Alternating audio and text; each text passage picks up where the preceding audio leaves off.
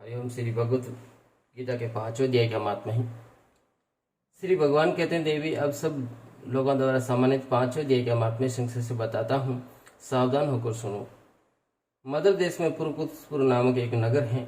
उसमें पिंगल नामक एक ब्राह्मण रहता था। वो वेद पाठी ब्राह्मणों के विख्यात वंश में जो सर्वथा निष्कलंक था उत्पन्न हुआ था, किंतु अपने कुल के लिए उचित वेद शास्त्रों के स्वाध्याय को छोड़कर ढोल आदि बजाते हुए उसने नाच गान में मन लगाया।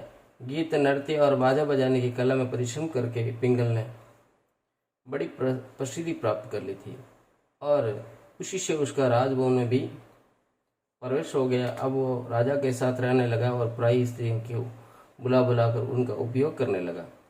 स्त्रियों के सिवा और कहीं उनका मन नहीं लगता था। धीरे धीरे अभिमान बढ़ जाने से उछल होकर वो एकांत में राजा से दूसरों के दोष बतलाने लगा। पिंगल की एक स्त्री थी जिसका नाम था अरुणा।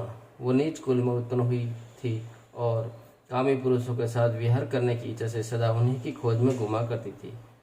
उसने पति को अपने मार्ग का कंटक समझकर एक दिन आधी रात में घर के भीतर ही उसका सिर काट कर मार डाला और उसकी लाश को जमीन में गाड़ दिया। इस प्रकार प्राणों से विक्त होने पर भी वो यमलोक में पहुंचा और विष्णु नरकों का उपयोग करके निर्जन वन में गिद्ध हुआ। अरुणा भी भगंदर रोग से अपने सुंदर शरीर को त्याग कर घोर नरक भोगने के पश्चात उसी वन में सुखी हुई। एक दिन वो दाना चुगने की इच्छा से इधर उधर फुदक रही थी। इतने में ही उस गिद्ध ने पूर्व जन्म की बैर का स्मरण करके उसे अपने तीखे नखों से फाड़ डाला। सूखे घायल होकर पानी से भरी हुई मनुष्य की खोपड़ी में गिरी। गिद्ध पुनः उनकी ओर झपटा। इतने में ही जाल फैलाने वाले बहेलिया ने भी उसे ही बाणों का निशाना बना लिया। उसकी पूर्व जन्म की पत्नी सुखी उस खोपड़ी के जल में डूबकर प्राण त्याग चुकी थी। फिर वह क्रूर पक्षी भी उसी में गिरकर डूब गया। तब यमराज के दूत उन दोनों को यमराज के लोक में ले गए। वहां अपने पूर्व करते पाप कर्म को याद करके दोनों ही भयभीत हो रहे थे। तदंतर यमराज ने जब उनके घृणित कर्म पर दृष्टिपात किया था, तब उन्हें मालूम हुआ कि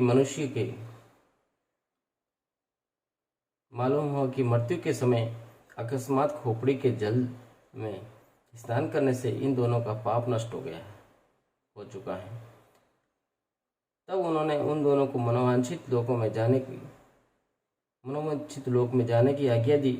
यह सुनकर अपने पाप को याद करते हुए दोनों बड़े विस्मय में पड़े और पास जाकर धर्मराज के चरणों में प्रणाम करके पूछने लगे, भगवान, हम दोनों ने पूर्व जन्म में अत्यंत घृणित पाप का संचय किया है, फिर हमें मनोवांछित लोकों में भेजने का क्या करना है, बताइए।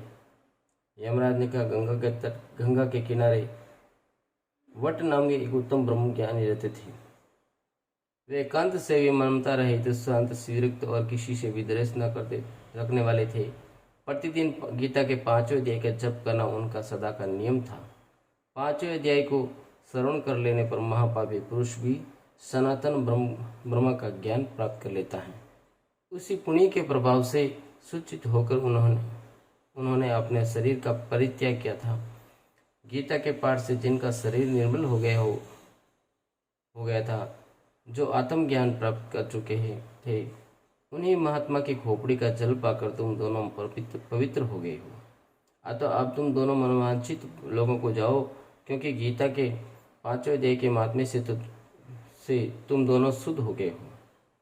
श्री भगवान कहते हैं, सबके प्रति समान भाव रखने वाले धर्मराज के द्वारा इस प्रकार समझाए जाने पर वे दोनों बहुत प्रसन्न हुए और विमान पर बैठकर श्री वैकुंठ धाम को चले गए। हरिओम। श्री भगवती वासुदेव।